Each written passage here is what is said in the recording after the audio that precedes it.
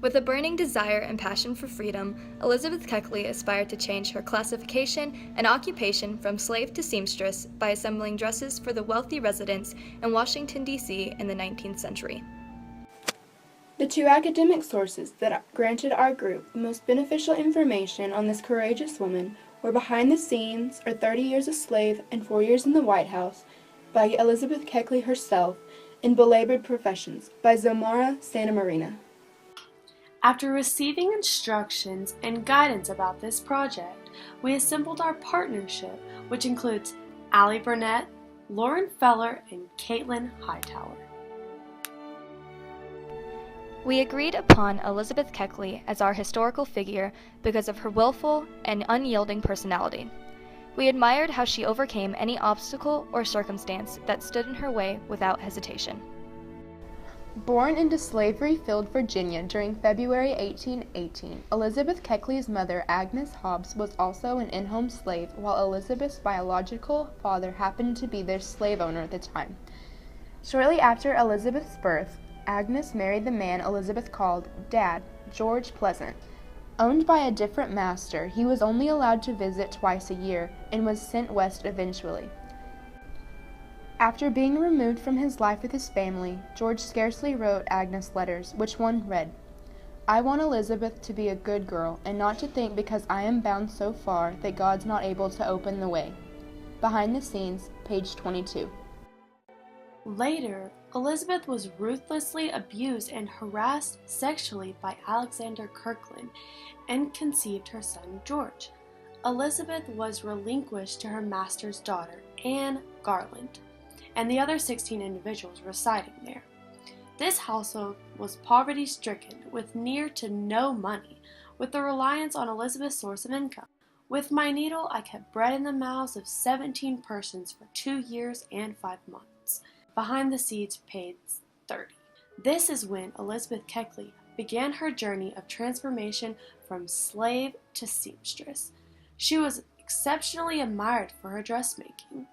She had the gift to reconstruct a single thread into a gorgeous gown. I grew strong and healthy, and, notwithstanding, I knit socks and attended to various kinds of work. I was repeatedly told, when even 14 years old, that I would never be worth my salt. Behind the Scenes, page 19. Because of her brutal upbringing and the harsh discrimination against her, she began pondering the ideas of freedom.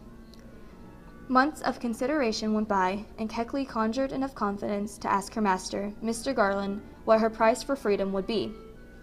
Because of her obedience and respect, it took her master by surprise.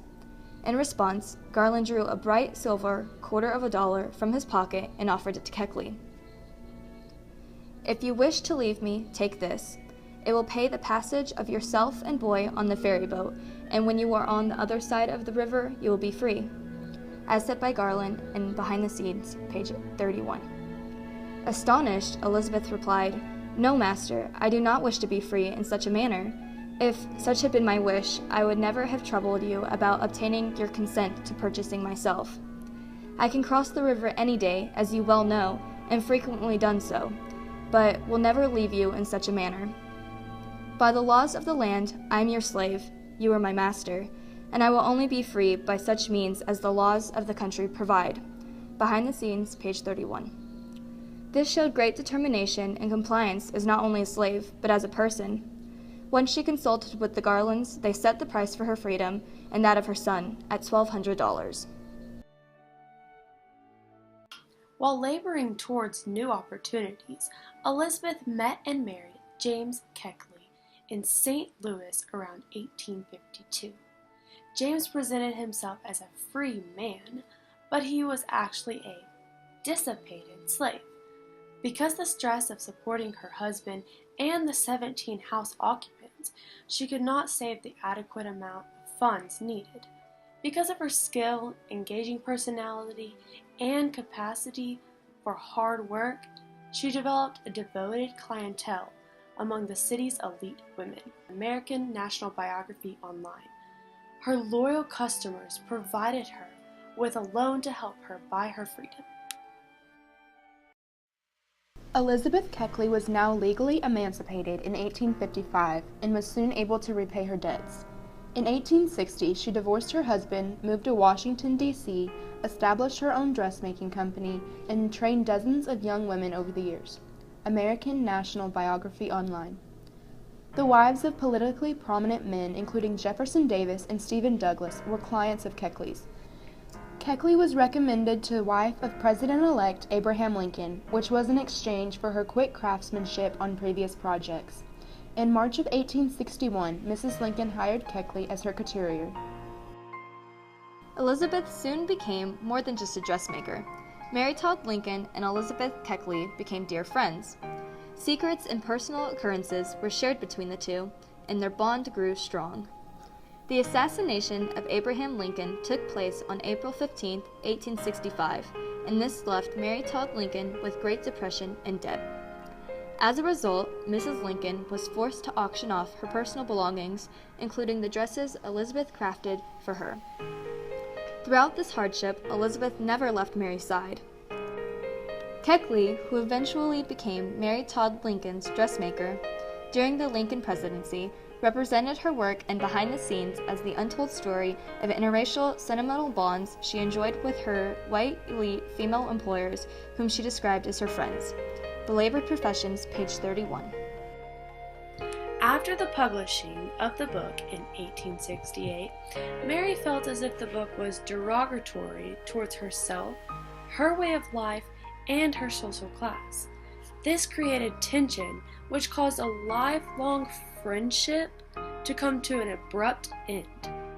Elizabeth Keckley was exiled from the higher class society once Mary not only fired her from dressmaking, but also discontinued their friendship. The intimate portrait of the Lincoln family enraged Mary Lincoln's son, Robert Todd Lincoln, who had the book suppressed. The two women never met again. American National Biography Online. As a result of the separation, Elizabeth was an outcast and eventually taught dressmaking at Wilberforce University. She later returned to Washington, D.C., where she lived out her last days.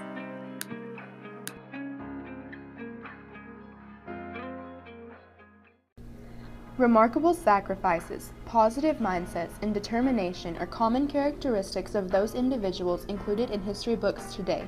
Elizabeth Keckley always dreamt of life without ownership and turned those dreams into a reality unaccompanied. Elizabeth Keckley's importance echoes in the ears of all races today, solely because of her empowering persistence and allegiance.